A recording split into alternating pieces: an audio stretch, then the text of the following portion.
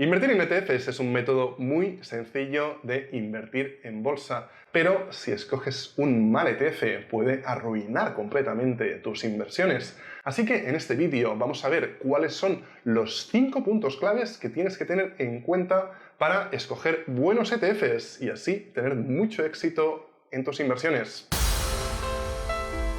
Bienvenido a Invierte Tú, soy JJ y antes de pasar a ver estos 5 puntos tan importantes que tienes que cumplir antes de escoger el ETF correcto, vamos a repasar muy brevemente qué es un ETF. ETF son las siglas en inglés de Exchange Traded Fund, es decir, en castellano significa fondo cotizado en una bolsa de valores. Un fondo de inversiones actualiza su valor una vez al día con todas sus correspondientes entradas y salidas de capital que han habido en el fondo.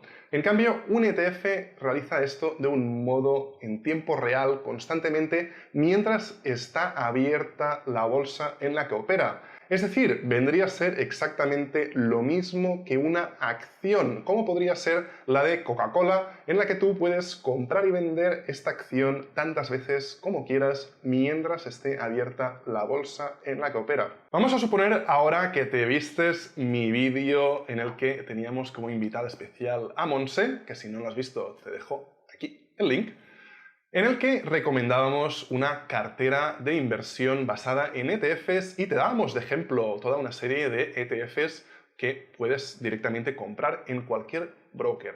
Pero quizás esos ETFs no te gustan o en vez de que sean todos del mismo proveedor de ETFs, quieres tener diversificación en diferentes vendedores de ETFs. Así que en este vídeo te explicaremos, una vez tengas claro qué ETF quieres comprar. Por ejemplo, un ETF de acciones europeas, como aparece aquí en la cartera de ejemplo que decíamos, un ETF de materias primas. Una vez tengas claro todo esto, vamos a ver cuáles son los 5 puntos que tienes que tener en cuenta para tener éxito en tus inversiones. El primer punto, y seguramente el más importante de todos ellos, son las comisiones que nos van a cobrar por el ETF.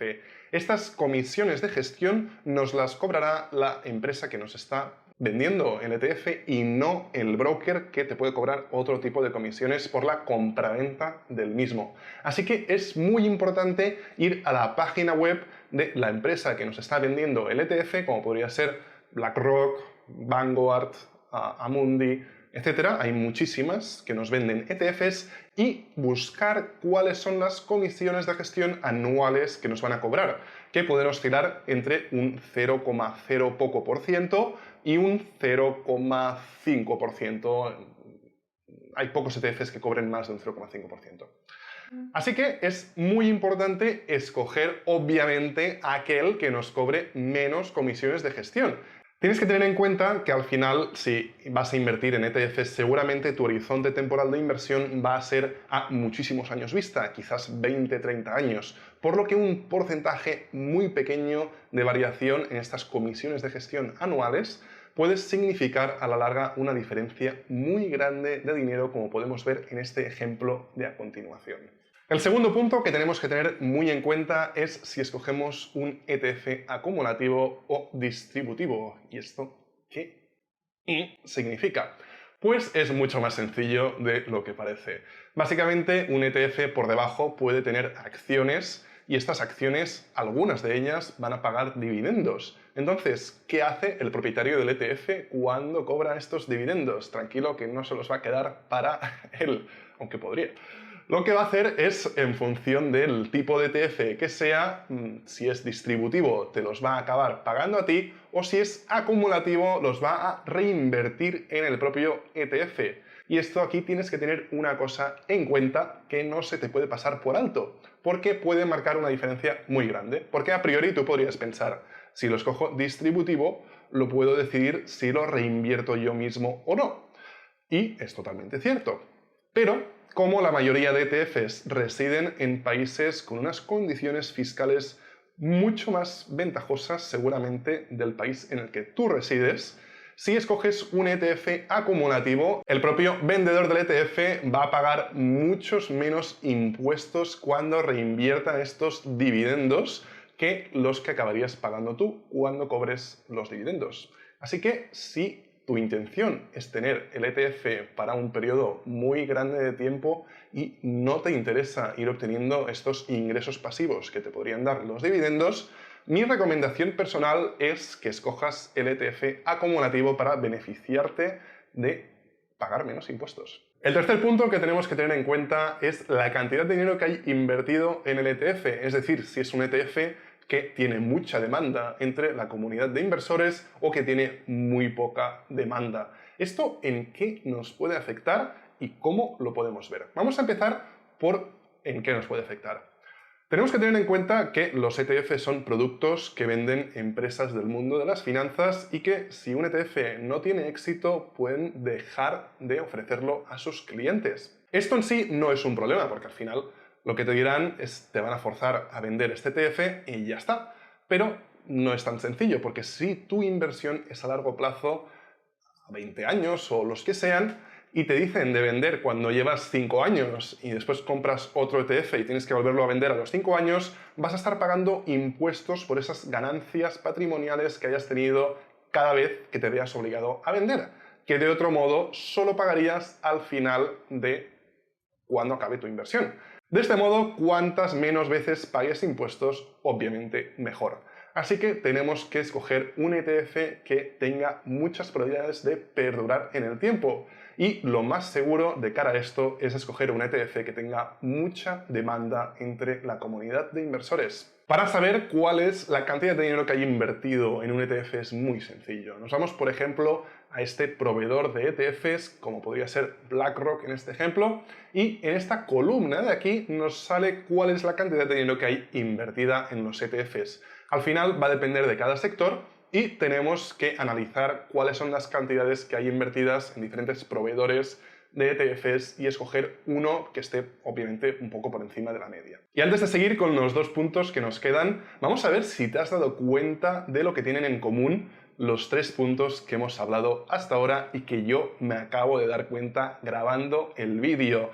Escríbelo aquí abajo en los comentarios lo que creas que tienen en común y a ver si es lo mismo que creo yo que tienen en común. Al final, básicamente lo que tienen en común es que buscamos reducir este interés compuesto negativo que vamos a pagar o por culpa de las comisiones o por culpa de los impuestos, que esto a la larga pueden significar cientos y miles de euros en estos periodos tan largos de tiempo que hacemos nuestras inversiones. Si te habías dado cuenta de esto, déjame un like, porque así me ayudas a hacer crecer el canal. Vamos ahora por el cuarto punto, que es el riesgo de divisa. Obviamente, si vas a comprar un ETF de acciones americanas, estas acciones americanas van a estar en dólares, aunque es posible que el ETF tú lo puedas comprar directamente en euros a través de tu broker.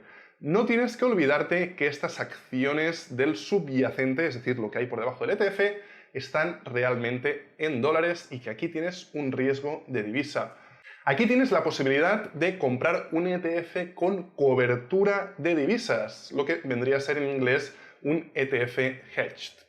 Esto lo que nos proporciona es esta protección contra las variaciones en el tipo de cambio, por ejemplo, euro-dólar, si no queremos que nos afecte.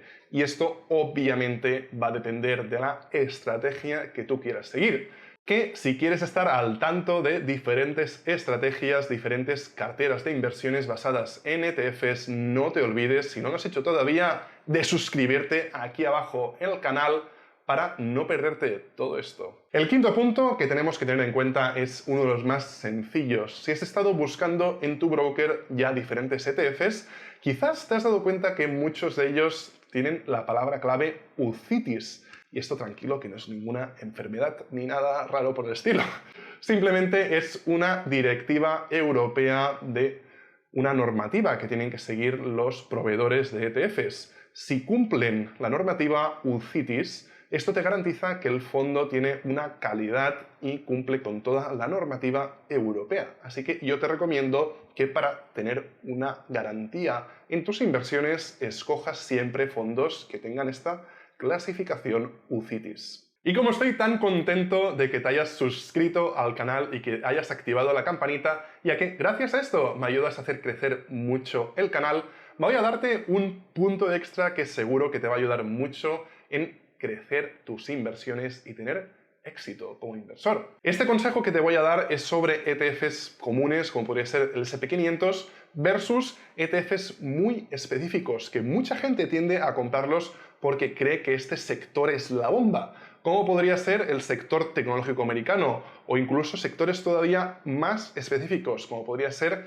el sector de empresas en el ámbito de robótica, empresas pequeñas americanas, en fin, muchísimas posibilidades de ETFs muy concretos que puedes encontrar y que seguramente te van a cobrar comisiones más altas, va a haber menos gente que invierta en ellos, etc. Así que mi consejo es que te quedes con lo fácil, que a la larga acaba siendo lo que funciona, y no te centres en escoger sectores concretos porque no tienen por qué funcionar bien a la larga, y tampoco estamos hablando de cuál es el precio de entrada que estamos pagando por estos sectores, porque podrían estar sobrevalorados. Así que es mejor ir a lo genérico, ya que esto puede garantizar un mayor éxito en tus inversiones. Así que nos vemos en próximos vídeos.